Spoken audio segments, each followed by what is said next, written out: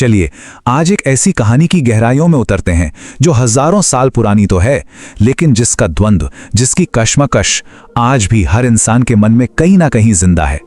ये कहानी है अर्जुन के विषाद की। जरा सोचिए, दुनिया का सबसे महान योद्धा, एक ऐसा धनुर्धर जिसके बाण कभी अपने लक्ष्य से चूकते ही नहीं, जिसका नाम सुनकर ही बड़े बड़े दुश्मन कांप उठते हैं। और यही योद्धा आज खड़ा है अपनी जिंदगी की सबसे बड़ी, सबसे निर्णायक लड़ाई के मुहाने पर। एक ऐसा धर्मयुद्ध जहां सब कुछ दांव पर लगा हुआ है। तो फिर सवाल ये उठता है कि आखिर ऐसा क्या हुआ कि उस महान योद्धा ने ठीक उस निर्णायक पल में अपने हथियार डाल दिए। इसी गहरे सवाल का जवाब हम आज ढूंढने की कोशिश करेंगे। तो ये सब कुछ हो रहा है कुरुक्षेत्र के विशाल मैदान में, जिसे धर्म क्षेत्र भी कहा गया है। क्यों? क्योंकि ये लड़ाई सिर्फ जमीन के लिए नहीं थी, ये धर्म और अधर्म के बीच थी। पर यहां एक अजीब बात थी, दुश्मन कोई बाहर से नहीं आया था, दुश्मन तो अपने ही थे। देखिए, मैदान में आमने सामने जो दो सेनाएं खड़ी थीं, वो कोई अजनबी नहीं थे। एक तरफ थे पांडव, सिंहासन के असली वारिस, जिसमें खुद अर्जुन भी शामिल थे। और उनका सामना कौन कर रहा था? उनके ही 100 चचेरे भाई कौरव, जिन्होंने धोखे से उनका राजपाट छीन लिया था। मतलब ये युद्ध परिवार के अंदर ही था। अब युद्ध शुरू होने से ठीक पहले पूरे आत्मविश्वास से भरे हुए अर्जुन अपने सारथी भगवान कृष्ण से कुछ ऐसा कहते हैं जो सब कुछ बदल कर रख देने वाला था। अर्जुन का इरादा बिल्कुल साफ था। वो एक योद्धा की तरह लड़ाई शुरू करने से पहले अपने दुश्मनों को ठीक से देख लेना चाहते थे। ये जानना चाहते थे कि आखिर अधर्म का साथ देने के लिए कौन कौन आया है। लेकिन जैसे ही कृष्ण उनका रथ बीच में ले जाते हैं, अर्जुन को जो दिखता है वो कोई दुश्मनों की सेना नहीं थी। जो उन्होंने देखा वो तो एक दिल दहला देने वाला सच था। वहां कोई दुश्मन था ही नहीं।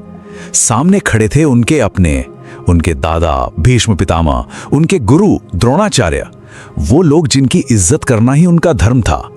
भाई, बेटे, दोस्त, हर वो चेहरा जिसे वो प्यार करते थे, आज उनके ही खिलाफ हथियार उठाए खड़ा था। और बस ये देखते ही अर्जुन का सारा जोश, सारा आत्मविश्वास मानो भाप बनकर उड़ गया। उनका शरीर कांपने लगा। ये किसी योद्धा का नहीं, बल्कि एक टूटे हुए इंसान का हाल था, जो अपनों को ही दुश्मन के रूप में देखकर पूरी तरह सदमे में था। लेकिन अर्जुन का ये दुख सिर्फ एक इमोशनल रिएक्शन नहीं था। नहीं, अब वो एक एक करके तर्क देते हैं, ये साबित करने के लिए कि ये युद्ध ही गलत है, ये अधर्म है।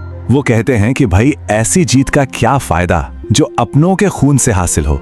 ये तो महापाप होगा। इस लड़ाई से तो हमारे कुल का ही नाश हो जाएगा, हमारी परंपराएं खत्म हो जाएंगी और आखिर में पूरा समाज ही बिखर जाएगा। और इसके बाद जो उथल पुथल अर्जुन के मन में चल रही थी, वो अब उनके शरीर पर दिखने लगती है। उनका मन और उनका शरीर दोनों ही लड़ने से साफ इनकार कर देते हैं।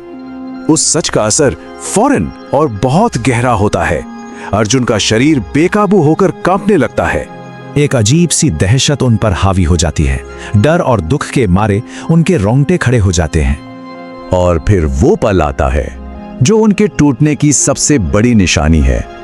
उनका वो मशहूर गांडीव धनुष, जो उनके क्षत्रिय होने का प्रतीक था, वो उनके कांपते हाथों से छूटकर गिर जाता है। सोचिए, वो महान योद्धा अब अपना हथियार तक नहीं संभाल पा रहा था। और फिर उनके मुंह से निकलता है वो अंतिम फैसला, मैं युद्ध नहीं करूंगा। और बस इतना कहकर दुनिया का सबसे महान योद्धा अपना धनुष बाण एक तरफ रख देता है और शोक में डूबकर रथ पर बैठ जाता है। यहां एक नायक पूरी तरह से टूट चुका है। और असल में यहीं से भगवद गीता के उस महान उपदेश की शुरुआत होती है। तो अर्जुन की ये जो दुविधा है, ये सिर्फ एक पुरानी कहानी नहीं है, ये हम सबसे एक बहुत गहरा सवाल पूछती है कि जब हमारा कर्तव्य और हमारी नैतिकता आमने सामने आ जाए, जब सही और गलत की लकीर ही धुंधली पड़ जाए, तो आखिर सही रास्ता है क्या?